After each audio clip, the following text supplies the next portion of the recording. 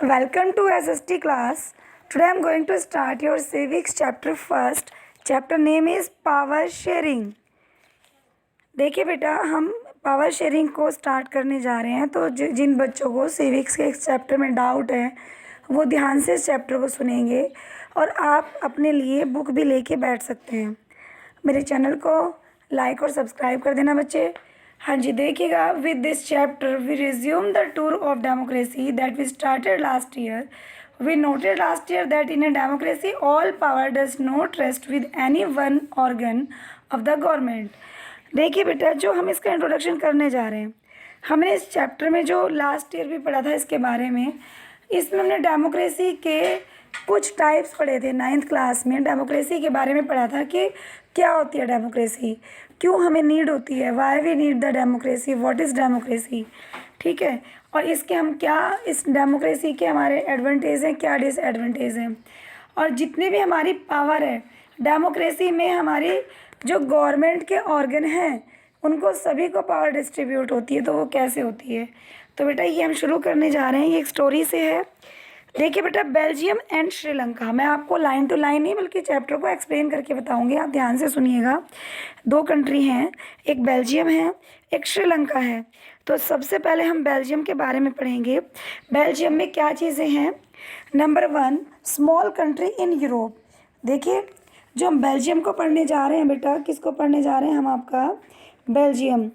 मैं आपका Belgium clear करने जा रही हूँ। तो बेल्जियम के बारे में क्या है, ये स्मॉल कंट्री है। कैसी कंट्री है, स्मॉल कंट्री है, यानी कि एक छोटा देश है बेल्जियम। ठीक है, उसके बाद इसका नंबर पॉइंट टू क्या हो जाएगा बेल्जियम के बारे में, has border with France, Netherlands, Germany and Luxembourg. देखिए बेटा, मान लो ये जो हमारा बेल्जियम है, इसका बॉर्डर किस किस कंट्री के साथ टच होता है। तो यहाँ पे आप देखिए, इधर आगे आपका फ्रांस, इस साइड में आ गया आपका नीदरलैंड, इस साइड में आ गया जर्मनी और इस साइड में आ गया लक्समबर्ग। यानी कि जो बेल्जियम कंट्री है वो नेबर कंट्रीज से कवर है। ठीक है, किस किस से, दोबारा रिपीट करती हूँ मैं, फ्रांस, नीदरलैंड्स, जर्मनी और लक्समबर्ग, ये 4 कंट्री इस बेल्जियम कंट्री की बाउंड्री पर टच होती हैं। उसके बाद पॉइंट नंबर 3 है पॉपुलेशन।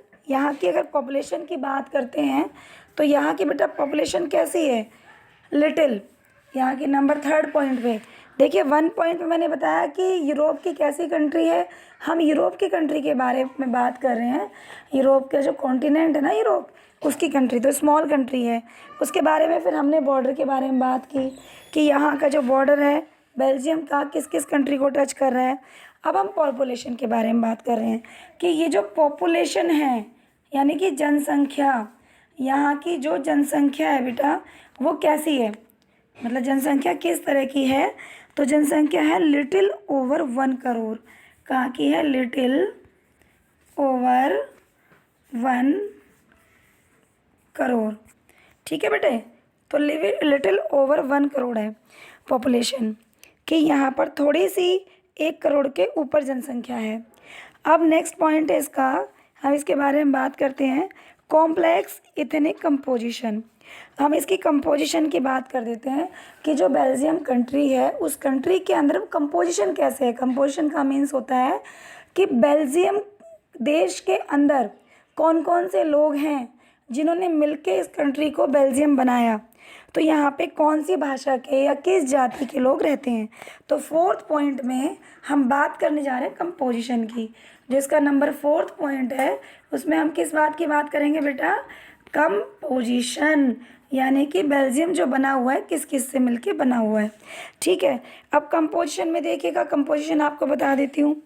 इस बेल्जियम में अगर हम कंपोजिशन की बात करें तो 59%, नंबर 1 पॉइंट पे है, 59% lives in Flemish region speak Dutch. 59% वो लोग इस बेल्जियम कंट्री में रहते हैं जो कैसे हैं कि फ्लेमिश रीजन के हैं और जो डच लैंग्वेज को बोलते हैं। ठीक है बेटा, फ्लेमिश रीजन के हैं जो डच लैंग्वेज को बोलते हैं। आप देखिएगा, अब डच लैंग्वेज को बोल रहे हैं, वो स्पीक डच कर रहे हैं। अब नेक्स्ट है, ये तो 59 हो गए हैं। इसका कंपोजिशन का परसेंटेज याद रखना, कितने 59% कौन से, जो डच भाषा बोलते हैं। अब नेक्स्ट पॉइंट है 40% लोग वो यहाँ पर रहते हैं जो वॉलेनिया रीजन के हैं, स्पीक फ्रेंच, जो फ्रांस भाषा बोलते हैं, फ्रांस की भाषा को बोलते हैं। तो आप देखिए कंपोजिशन में, अगर हम लेके चलें कि बेल्जियम में 100% पीपल हैं, 59 तो डच बोलने वाले हो गए, ठीक है, और फ्रांस भाषा बोलने वाले 40% हो गए। अब बचे कितने, 59 + 40 कितने हो गए बेटा, ये हो गए 99। रिमेनिंग कितने हैं, 1%। तो 1% रिमेनिंग हो गए स्पीक जर्मन, यानी कि इसके अंदर जर्मन भाषा को बोलने वाले हो गए हैं, जर्मन भाषा को बोलने वाले हो गए कितने, 1%। तो ये कंपोजिशन है। तो बेल्जियम के अंदर कौन कौन सी भाषा वाले लोग हैं बताइएगा, जो बेल्जियम के अंदर है। देखिए कंपोजिशन बता रही हूँ मैं। कंपोजिशन में नंबर 1 पॉइंट है स्पीक, कौन से स्पीक करते हैं नंबर 1 पे, डच, ये हो गया डच। दूसरा नंबर 2 पे कौन हो गया, फ्रेंच। और नंबर 3 पे कौन से लोग हो गए, जर्मन। तो ये लोग स्पीक करते हैं। कितने लोग यहाँ पे बोलने वाले हैं, डच, फ्रेंच और जर्मन। समझ आ गया। अब बताइएगा डच लैंग्वेज कितने % लोग बोलते हैं, 59। और बेटा जो स्पीक फ्रेंच है वो कौन है, 40%। और जो स्पीक जर्मन वाले लोग हैं कितने % है, 1% है, ठीक है। तो ये हो गई कंपोजिशन। अब यहाँ की जो हम बेल्जियम की कैपिटल की बात करें, तो बेल्जियम की जो कैपिटल है वो ब्रुसेल्स है। कौन सी है बेटा, ब्रुसेल्स। इस ब्रुसेल्स के अंदर, अब जो देश इन्होंने कैपिटल बनाया है अपना, ब्रुसेल्स बेल्जियम से अलग हटके है, तो वो इन्होंने अपनी राजधानी बनाई है, कैपिटल बनाई है। उसके अंदर भी अगर हम माने कि ब्रुसेल्स में भी मान लो 100% लोग रहते हैं, तो 80% लोग स्पीक फ्रेंच, 80% लोग वो हैं, 80% लोग जो फ्रांस की भाषा बोलते हैं, और 20% लोग कौन से हैं, स्पीक डच, जो डच की भाषा बोलते हैं। इसका मतलब इसकी कैपिटल में केवल फ्रांस और डच दो जगह के लोग रहते हैं जो दो भाषाओं का प्रयोग करते हैं, ठीक है बेटा। यहाँ पर तो बेल्जियम में और इसकी कैपिटल में क्या डिफरेंस है, कौन से लोग नहीं रहते, जर्मन बोलने वाले लोग इसकी कैपिटल में नहीं रहते, ठीक है। तो इसका परसेंटेज याद रखना कि ब्रुसेल्स के अंदर कौन कौन से, 80% फ्रेंच और 20% डच। तो यहाँ पे मेजॉरिटी किसकी है ब्रुसेल्स के अंदर, फ्रेंच लैंग्वेज बोलने वालों की है। और जो हम कंपोजिशन कर रहे थे ब्रुसेल्स की, वहाँ पर डच लैंग्वेज बोलने वालों की है, ठीक है। एक तरफ डच, एक तरफ फ्रेंच। अब देखिएगा जो मिनॉरिटी फ्रेंच स्पीकिंग पीपल हैं, यानी कि वो लोग जो मिनॉरिटी हैं, जो कम फ्रेंच लैंग्वेज को बोलते हैं, रिलेटिवली रिच एंड पावरफुल। कैसे लोग हैं, वो अमीर हैं और पावरफुल हैं। तो अब मैं इसको पेज चेंज करती हूँ आपको। ये बेल्जियम और श्रीलंका आप स्क्रीन पर देख रहे हो ना, इसका मैंने आपको शॉर्ट समझाया है, इसका मैंने आपको शॉर्ट बताया पॉइंट्स में करके। आप ये देखिएगा जो मैंने इसके पॉइंट्स बताए हैं। Belgium is a small country in Europe, यहाँ से नंबर 1 पॉइंट हो गया था, ठीक है। और ये बेल्जियम जो है ना, इसमें लिखा हुआ कि हरियाणा स्टेट से भी छोटा एरिया है इसका। इसके फिर मैंने सेकंड नंबर पे आपको इसकी बाउंड्री बता दी है कि नीदरलैंड, जर्मनी एंड लक्ष्मणबर्ग इसको टच करते हैं। उसके बाद मैंने आपको नेक्स्ट पॉइंट में इसकी पॉपुलेशन बता दी है कि 1 करोड़ से थोड़ा हल्की सी ऊपर है। और यानी कि हरियाणा जो स्टेट है, एक स्टेट की बात करें तो उसकी आधी है, मतलब बेल्जियम की जनसंख्या इतनी है कि हरियाणा की आधी है, पूरी भी नहीं है। उसके बाद में अगर हम इसकी कंपोजिशन की बात करें, तो कंपोजिशन मैंने आपको इसकी बताई है कि टोटल जो पॉपुलेशन है, टोटल पॉपुलेशन में से 59% लोग कहाँ के हैं, स्पीक बोलने वाले लोग हैं, स्पीक डच लैंग्वेज कहाँ के हैं, जो फ्लेमिश रीजन के हैं, फ्लेमिश रीजन में रहते हैं। उस रीजन का नाम, उस एरिया का नाम, उस क्षेत्र का नाम फ्लेमिश है, वो डच भाषा बोलते हैं 59% लोग, ठीक है। उसके बाद में मैंने आपकी बात की थी 40% की। जो 40% लोग हैं, दोबारा दिखा देती हूँ उसको, देखिए ये वाला देखिएगा। जो 40% लोग हैं ये आपके वोलेनिया रीजन के हैं, और कौन सी भाषा बोलते हैं, ये आपके जो वोलेनिया रीजन है, फ्लेमिश रीजन के लोग तो बोलते हैं बेटा डच लैंग्वेज। वोलेनियर रीजन के लोग बोलते हैं फ्रेंच लैंग्वेज, ठीक है, ये रीज़न याद रखना। तो इन्होंने दिया ना इसमें, another 40% people live in the Wallonia region and speak French, ये हो गया फ्रेंच वाला। उसके बाद जो 1% बचे हैं वो आपके स्पीक जर्मन, ठीक है। इसकी कैपिटल कौन सी है, ये रहा ब्रुसेल्स है। 80% लोग यहाँ पे फ्रेंच लैंग्वेज यूज़ करते हैं और 20% लोग हैं वो यहाँ पर डच लैंग्वेज यूज़ करते हैं। अभी तक मैंने आपको ये बताया है। तो आप देखिएगा आपको समझ आया कि नहीं। अगर आपको नहीं आया, आप मेरी वीडियो को बार बार सुनो। सिविक्स का चैप्टर है, बहुत इजी करके वे में मैंने आपको बताया है, ग्राफ बना के, कि जैसे कि बेटा ये कंपोजिशन यहाँ पे लिख दिया, मैं शॉर्ट में लिख रही हूँ। कंपोजिशन 3 पार्ट कर लिए हैं इसके। 1 में 59% पीपल हैं कौन सी लैंग्वेज बोलते हैं, डच। मैं आपको इसको बार बार क्यों बता रही हूँ, क्योंकि यहाँ पर बच्चे कंफ्यूज होते हैं। 40% वाले कौन से हैं, यहाँ पर जो 40% है वो फ्रेंच लैंग्वेज बोलते हैं, फ्रेंच। और जो ये थर्ड पे है आपका, ये यहाँ पे जगह नहीं है बेटे लिखने की, स्क्रीन पे नीचे लिख रही हूँ। 1% आपके जर्मन वाले हैं, जर्मन वाले, ठीक है। तो ऐसे टेबल बना के आप इसको चैप्टर को कर सकते हैं। अब देखिए इतना आपको समझ आ गया है। उसके बाद में आप देखिएगा जो इसमें नेक्स्ट पेज है, मैं आपको इसको चेंज कर देती हूँ। इथेनिक सोशल डिवीज़न बेस्ड, अभी सोशल डिवीज़न बता रहे हैं कि यहाँ की जो सोशल डिवीज़न है, शेयर कल्चर, वो अपने कल्चर को शेयर करती है। जो पीपल है यहाँ के belonging to the same ethnic group believe in their common descent because of similarities of physical types of culture और both they need not always have the same religion और nationality. अब देखिए इन्होंने कहा है कि जो मिनॉरिटी फ्रेंच स्पीकिंग पीपल हैं, यानी कि मिनॉरिटी का मतलब जो बेल्जियम के अंदर मिनॉरिटी यानी कि छोटा ग्रुप, क्योंकि 59% डच हैं और फ्रांस लैंग्वेज बोलने वाले 40% है जो फ्रेंच यूज़ कर रहे हैं। तो दोनों में से मिनॉरिटी ग्रुप, छोटा ग्रुप, यानी कि संख्या में जो कम लोग हैं वो फ्रेंच लैंग्वेज बोलने वालों का ग्रुप है। तो इन्होंने कहा है कि जो मिनॉरिटी फ्रेंच स्पीकिंग पीपल हैं वो कौन लोग हैं, वो है रिलेटिवली, किससे रिलेटिव करते हैं वो, रिच एंड पावरफुल, यानी कि जो फ्रेंच लैंग्वेज यूज़ करते हैं वो अमीर लोग और शक्तिशाली लोग, पावरफुल लोग हैं जिनके हाथों में पावर है, ठीक है। Represented by Dutch speaking community. अब देखिए कम्युनिटी को कौन यहाँ पर रिप्रेजेंट कर रहे हैं, तो जो डच लोग हैं वो कम्युनिटी का मतलब होता है समाज, मोहल्ले, सोसाइटी, कॉमन पीपल। तो जो वहाँ के कॉमन पीपल हैं वो ज़्यादातर वो लोग हैं जो डच लैंग्वेज को यूज़ कर रहे हैं। और कौन से लोग हैं जो कम्युनिटी में डच लैंग्वेज को यूज़ कर रहे हैं, हु गॉट बेनिफिट और economic development and education much later.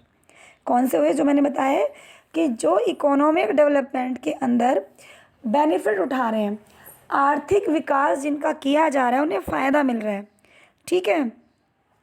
और जो एजुकेशन है वो भी इनको बाद में दी जा रही है। देखिएगा बेटा, lead to tensions between Dutch speaking and French speaking communities during the 1950s and 1960s। अब देखिए आपको नेक्स्ट पेज चेंज कर रही हूँ। इसमें इन्होंने ये वाला मैंने आपका पढ़ के बताया अभी। You can see the map on the screen, communities and regions of Belgium. तो क्या इसमें शो हो रहा है, इसमें आपको कम्युनिटीज़ और रीजन्स शो हो रहे हैं मैप के अंदर, ठीक है। अब इसमें देखिएगा सबसे ज़्यादा आपको कौन सा कलर नज़र आ रहा है, जो सबसे ज़्यादा कलर नज़र आ रहा है वो डच वाले लैंग्वेज वाले लोग हैं। जो उससे थोड़ा सा कम नज़र आ रहा है कलर का एरिया, मुझे सबसे ज़्यादा यहाँ पर रेड लग रहा है। तो रेड आपका शो करता है किसको, डच को, येलो करता है आपका फ्रेंच को, और जो 1% में है ये लाइनिंग वाला, I am going to show you this result, ये लाइनिंग वाला जो दिखाया ना छोटा सा, ये आपका शो कर रहा है जर्मन पीपल को, ठीक है। तो ये आपको मैप में शो किया गया है। तो ये मैंने आपको पढ़ाया इसमें कि जो ये टेंशन बनी हुई थी ये किस किस के बीच में बनी हुई थी, डच भाषा बोलने वाले समाज के बीच में और जो फ्रेंच स्पीकिंग करते हैं उनके बीच में। तो ये जो प्रॉब्लम क्रिएट थी दोनों के बीच में कब से कब तक, 1950s से लेकर 1960, 1950 से 1960, ये वाला साल इनका बहुत टेंशन भरा था इन कम्युनिटीज़ का, इनके बीच में बहुत ज़्यादा प्रॉब्लम क्रिएट थी, ठीक है बेटा। तो अब देखिए जो इसमें आपको अभी इसमें डिवीज़न दिखाई गई है, ये इस मैप में जो मैंने आपको मैप दिखाया ना पहले बेटा, इसमें डिवीज़न है। इतने एक social division based on share culture, ये कल्चर को शेयर कर रहे हैं तो इसमें डिविजन्स दिखाई गई हैं। ठीक है बेटा। और जो आप देख रहे हो ना इस मैप के अंदर, ये छोटा सा जो साइन है, कौन सा, ये वाला, ये छोटा सा नहीं दिखाया हुआ है, येलो येलो छोटा सा जो मैंने सर्कल किया है, ये इस बेल्जियम की कैपिटल शो की हुई है। बेल्जियम की कैपिटल याद है ना, ब्रुसेल्स, तो ये वो रीज़न है कैपिटल वाला। ठीक है बच्चे। अब देखिएगा, इसमें हमने मैप देख लिया है और इनके बीच में डिफरेंस भी देख लिया, कम्युनिटी के कौन सा एरिया किसके कंट्रोल में है। तो ये हमारी स्टोरी बेल्जियम की कंप्लीट होती है। ठीक है, बाकी आगे इसमें थोड़ा सा बता देती हूँ मैं आपको, ये वाला पैराग्राफ, ये वाला। अब देखिएगा आप, let us compare this to the situation in another country. अब ये कहते हैं ये सिचुएशन हम बेल्जियम की पढ़ने के बाद यहीं पर स्टॉप कर देते हैं, and I am going to the comparison of the another state of Sri Lanka. जो दूसरा स्टेट है, दूसरी जो कंट्री है श्रीलंका, अब हम उसके बारे में पढ़ेंगे। जब हम उसके बारे में पढ़ लेंगे ना, फिर दोनों कंट्रीज़ के बीच में हम इसमें एक सिमिलरिटीज़ ढूंढेंगे कि क्या सिमिलरिटीज़ है और क्या इनके बीच में कंपैरिजन है।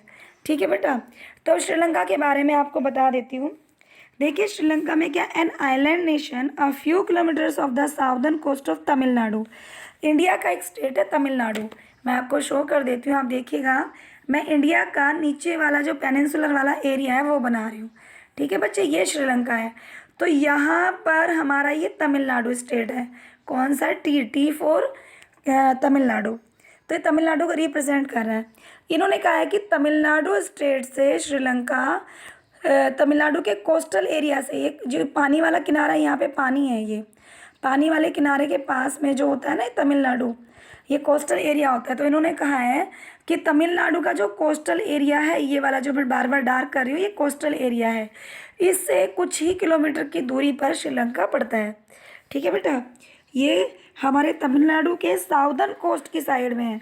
तमिलनाडु का जो दक्षिण एरिया है, तमिलनाडु की साउथ साइड है, दक्षिण एरिया मतलब बिल्कुल तमिलनाडु का नीचे वाला हिस्सा, उससे कुछ किलोमीटर की दूरी पर एक आइलैंड है। आइलैंड समझते हो ना, पानी, धरती का वो टुकड़ा जिसके चारों तरफ पानी पाया जाता है, we can say the island.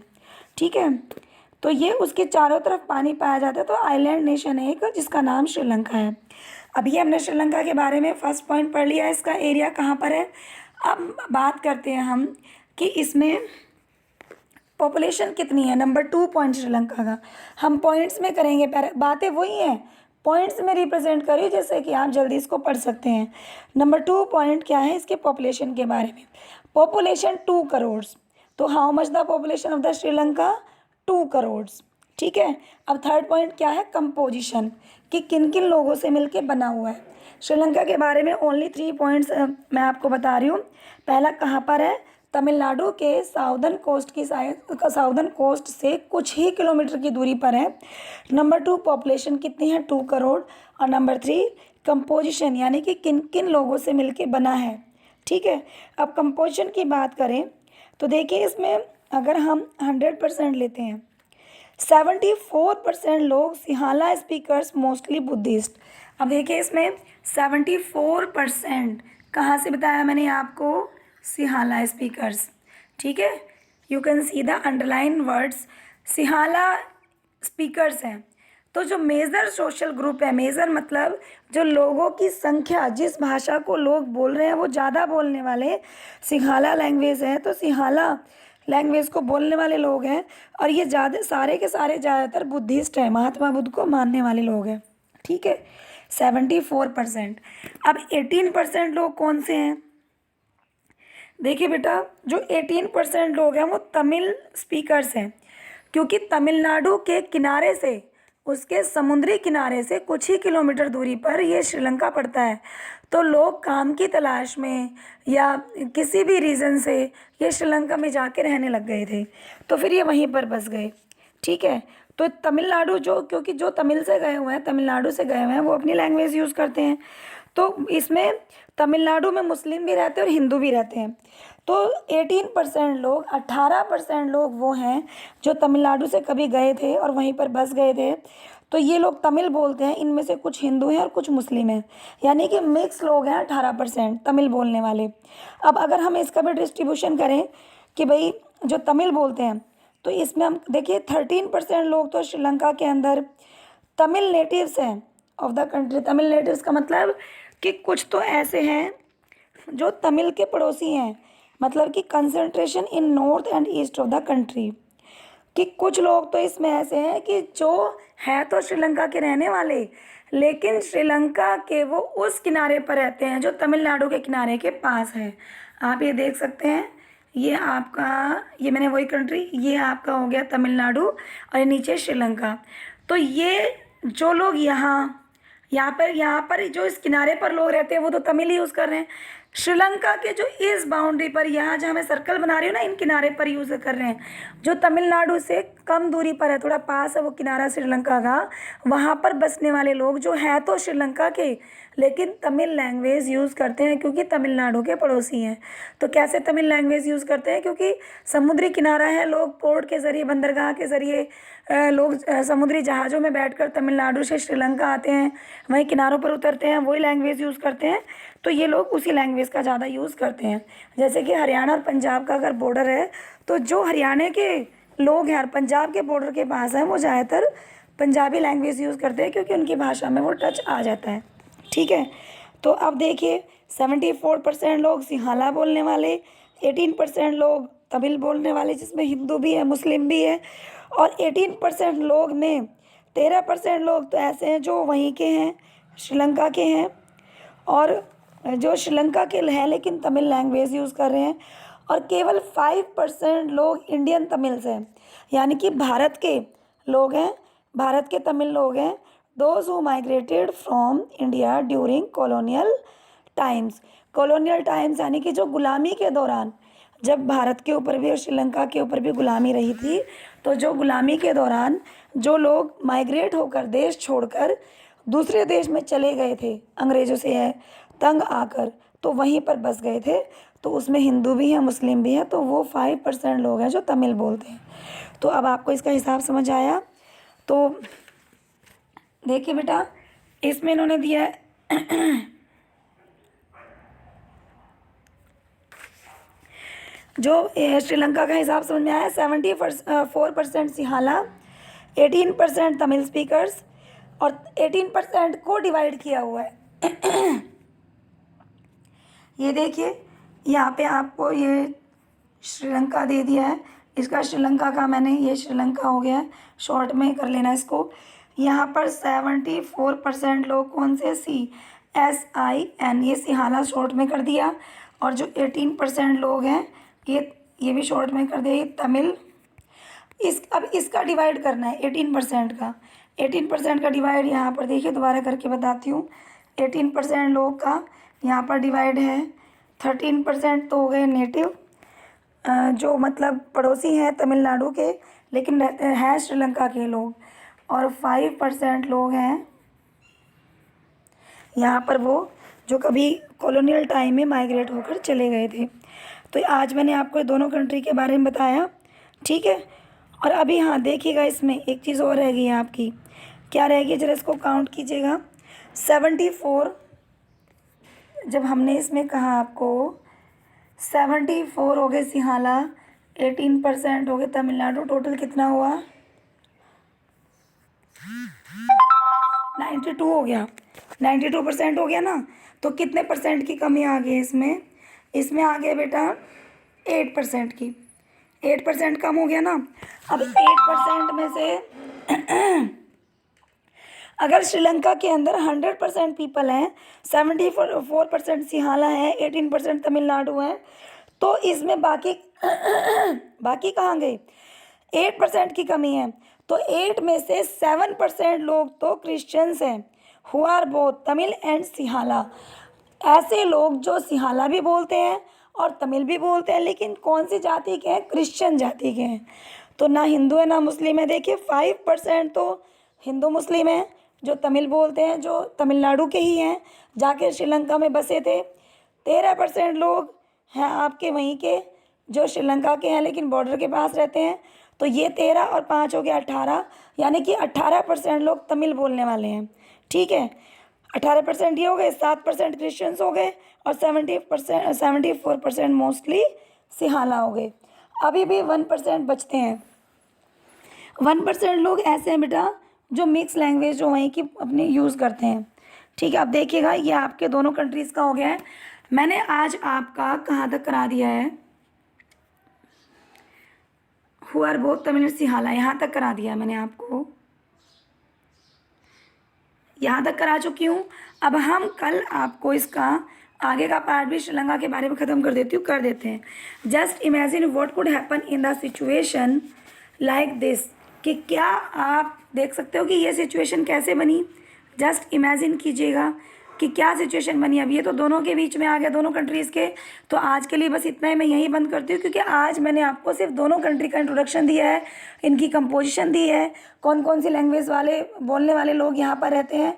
कल मैं आपको इन दोनों का कंपैरिजन बताऊँगी और यहाँ पे हम करेंगे नेक्स्ट जो मेजोरिटीज़ में मेजोरिटी है इन श्रीलंका में।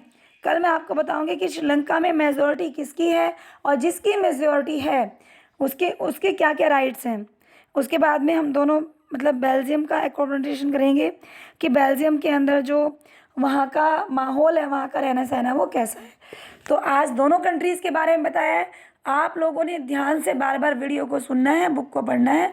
बहुत इजी वे में बताया है, पॉइंट्स में करके बेटा। अगर आप ध्यान से सुनेंगे तो ज़रूर कर पाएंगे। अगर कोई आपका डाउट है तो आप कमेंट बॉक्स में कमेंट कर सकते हैं। मेरी वीडियो को लाइक एंड शेयर कर देना। थैंक यू बेटा।